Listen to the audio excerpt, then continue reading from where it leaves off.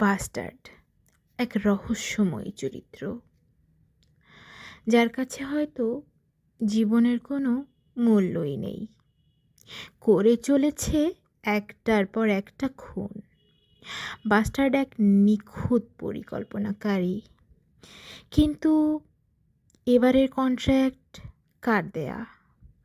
কে হবে বাস্টার্ডের next target? খুনির উদ্দেশ্য কি শুধুই খুন, নাকি অন্য কিছু? রহস্য রোমাঞ্চের এই খেলায় কে হবে বিজয়ী?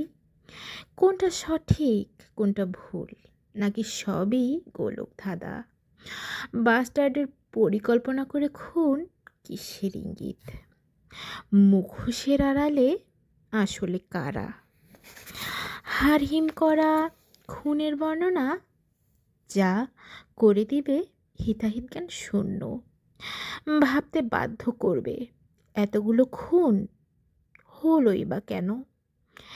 এমন শ্বাসরুদ্ধকর অবস্থায় আপনি কি করতেন? রহস্য, রোমাঞ্চ, খুনে বিমোহিত হবেন আপনিও। এমন একটি বই কন্ট্রাক্ট। বইটি পড়ার কালে শুধু অবাকই হয়েছি আমি। একটা মানুষ এত নিখুঁত হয় কী করে? শুনেছিলাম অপরাধী কোনো না কোনো চিহ্ন বা ভুল করেই যায় তার অপরাধ সংগঠনকালে, কিন্তু একই দেখছি সবই তো বিপরীত।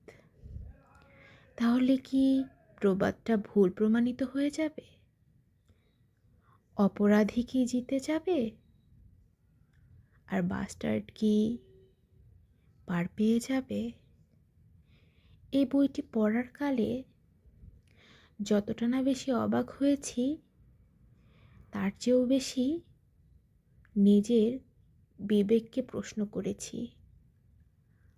আসলেই কি বাস্টার্ড খুনি?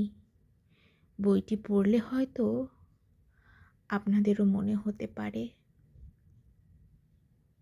জানি না আমার মতো করে আপনারাও ভাববেন কি না। তবে বাস্টার্ড এই খুনের খেলা কবে বন্ধ করবে? আদৌ কি এই খুনের খেলার কোনো শেষ আছে, নাকি একের পর এক অপরাধ করেই চলবে সে, আর রয়ে যাবে মুখোশের আড়ালে? কি হবে তার শেষ পরিণতি সত্যিই জানা নেই।